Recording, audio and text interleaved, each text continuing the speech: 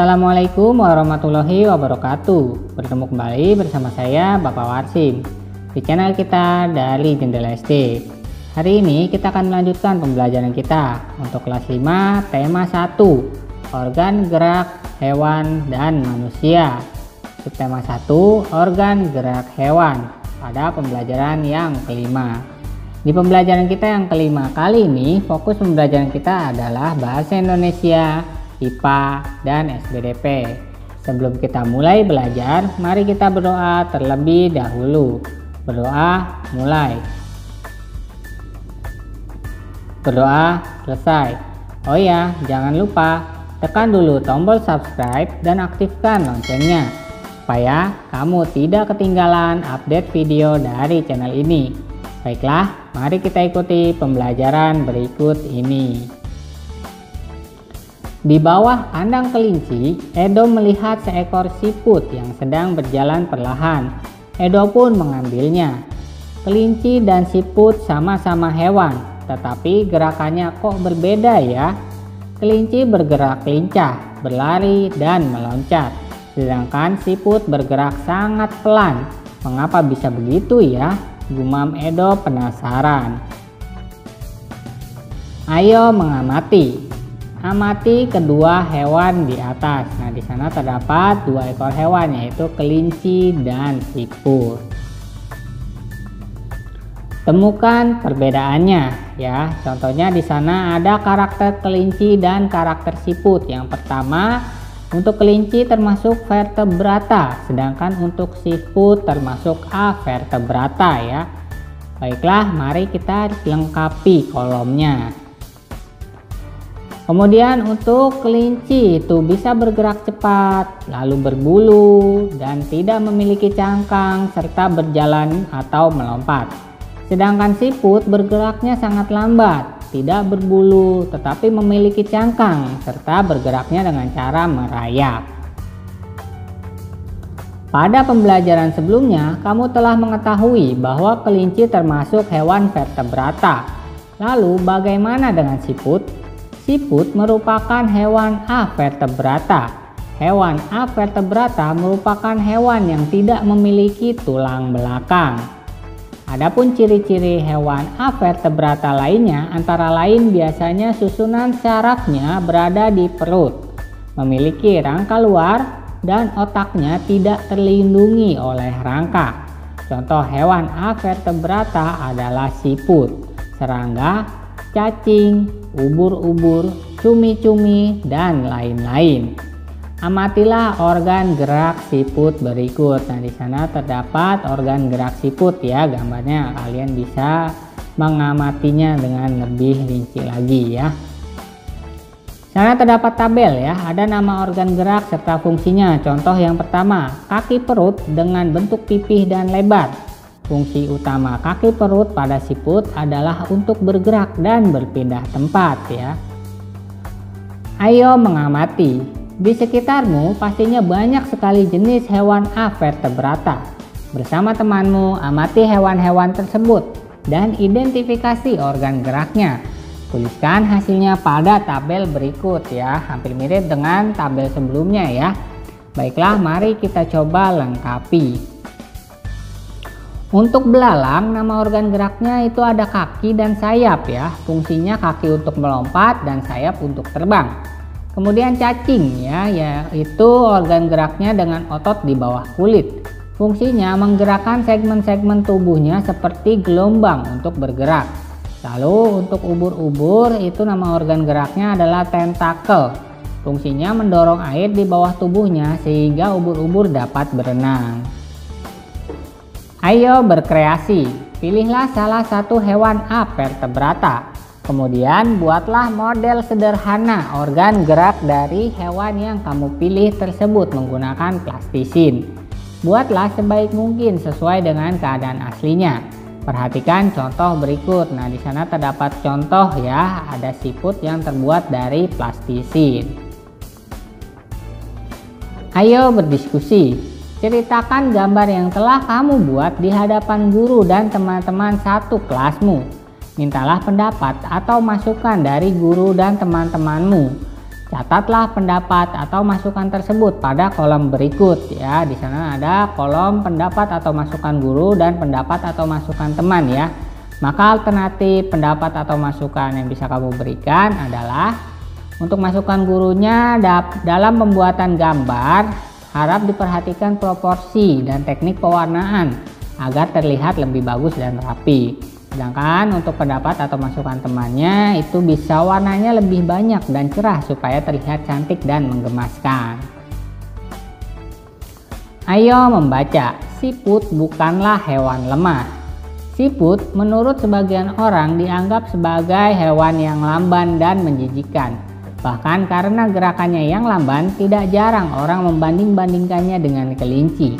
Siput juga dianggap menjijikkan karena tubuhnya yang penuh lendir.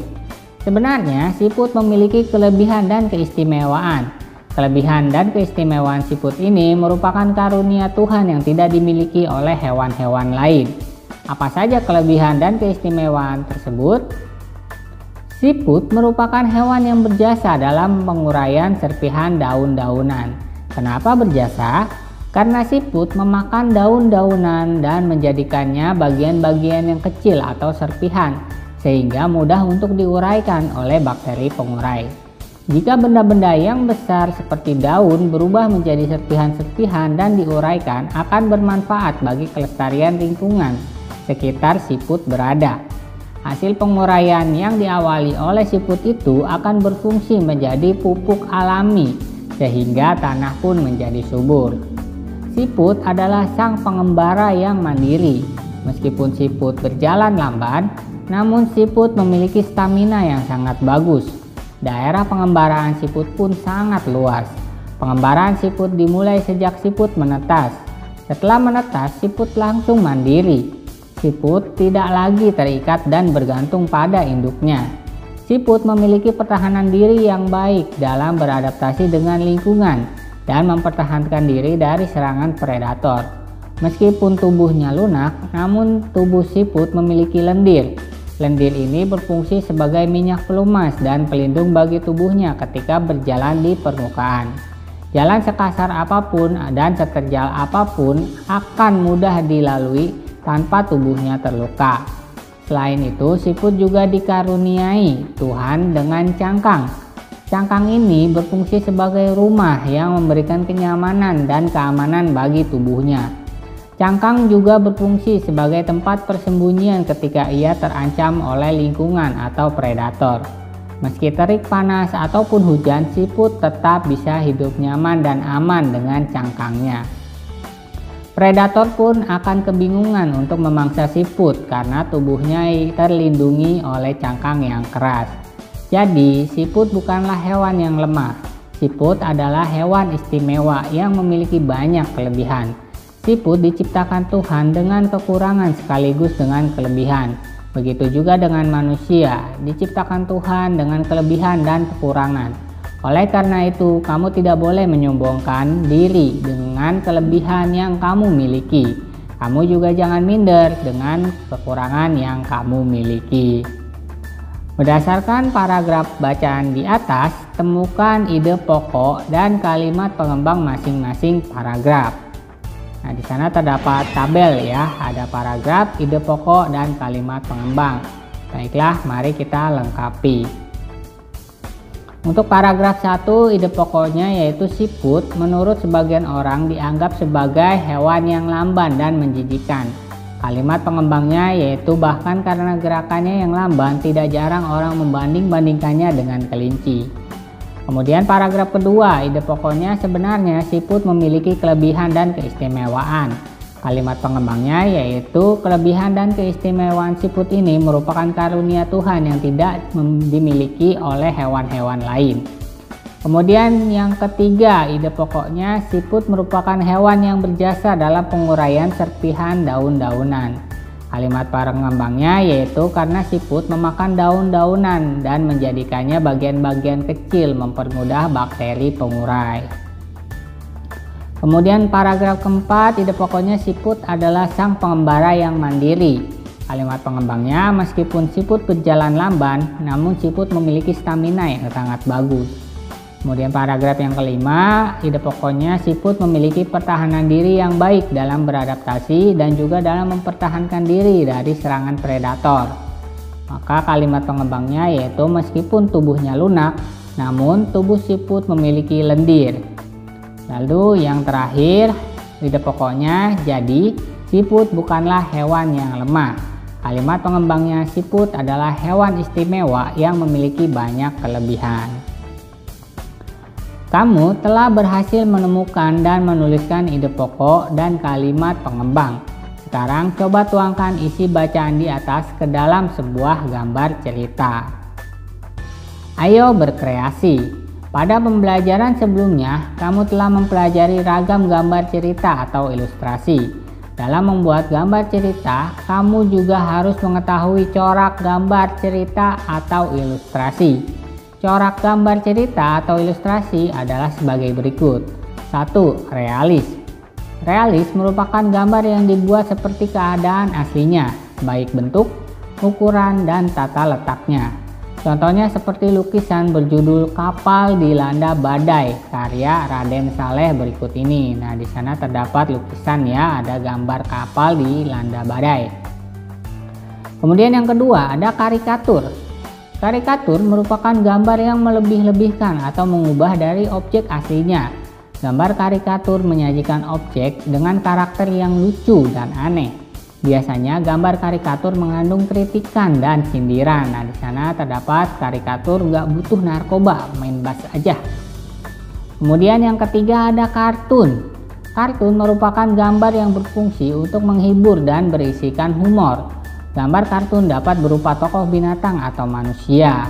Dan yang keempat ada dekoratif. Dekoratif adalah gambar yang disajikan dengan mengubah bentuk objek aslinya namun tanpa menghilangkan ciri khasnya. Nah, di sana ada bentuk-bentuk gambar dekoratif. Nah, sekarang coba buatlah gambar ilustrasi mengenai cerita siput bukanlah hewan lemah. Kamu bisa memilih salah satu corak gambar di atas. Maka alternatif gambar ilustrasi yang bisa kamu berikan adalah sebagai berikut. Baiklah, cukup sekian video pembelajaran hari ini dari Bapak. Like jika kalian suka videonya, dislike jika tidak suka, serta jangan lupa share kepada teman-teman kalian yang kelas 5 SD agar mereka lebih mudah dalam mempelajari materi yang sama.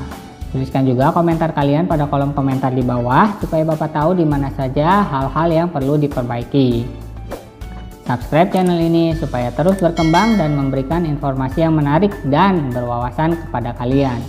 Kurang lebihnya Bapak mohon maaf. Bapak akhiri. Terima kasih. Wassalamualaikum warahmatullahi wabarakatuh.